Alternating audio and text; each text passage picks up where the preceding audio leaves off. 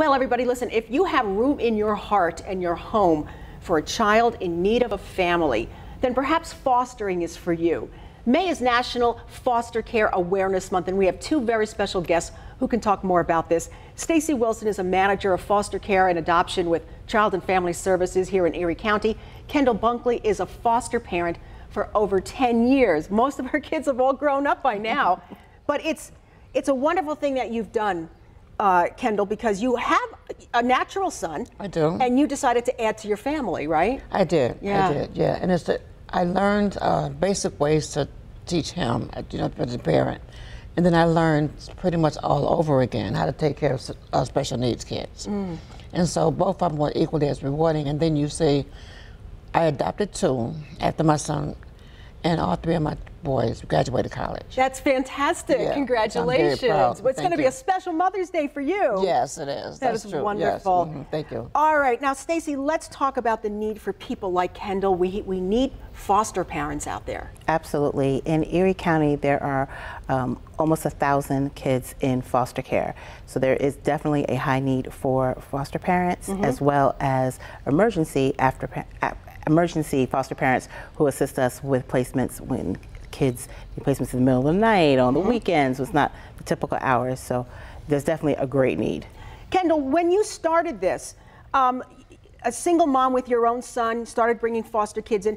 The thing is that once this process starts, you're still in touch very closely with Child and Family Services. They're there for you, right? Well, yeah, because I still do after hours and emergency. So they can pretty much call me any time of the night, and they have. Yeah. And the majority of the children are from pretty decent homes. It's just that something happened along the way, and our position is to try to help families to stay together. Yeah. So we're not so much trying to separate the families. We want to keep the families together and see how we can come in and help the families.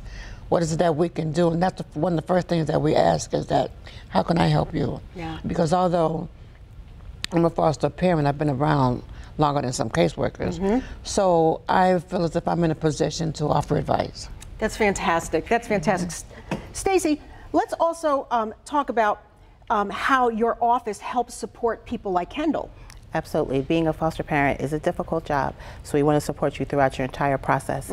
So when you first come with the agency, there is a 10-week certification class. During that time, we discuss what foster care is like, what the procedures are going to be, what the children are like, working with the families. The goal is reunification, so they're prepared.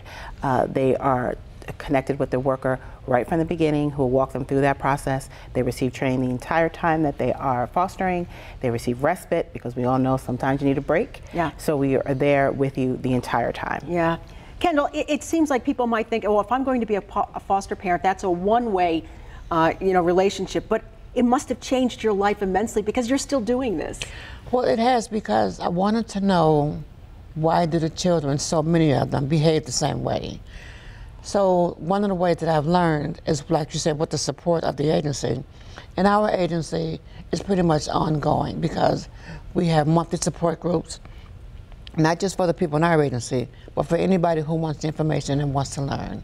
So we always have a hand in it. And then sometimes I'll even let people call me, because sometimes they would prefer to talk right to foster parents. Right, another parent. To go, yeah. And so it's Child and Family supports you. They'll even come to the school with you. They go to court with you. They go to doctor's appointments if you need them to. And they'll go even to counseling, so that, because sometimes the foster parent don't know exactly what to say. Sure. Or exactly what areas to work on. So Child and Family will come with you and help the counselor to figure out what it is that you're going to need. We should let people know your son Jerome is now grown up. Oh my goodness, yes. And in fact, Jerome, I guess with everything, that went on in our house, he teaches young children tennis. Yeah. And some of the kids there had behavior problems. So he knows to be a little more stern, a little more patient with those kids. Some of the children actually listen to him before listening to their parents. Yeah. And like one of the little boys, his father says, "Oh, Jerome's going to get you," because he don't listen to the dad. So he kind of looked for Jerome for the reinforcement. And so sometimes they take lessons from other people. Sure. You do something, and so they change the little boy quite a bit. Wow. And So it's more rewarding than you can ever imagine. And would you continue to see yourself in this role?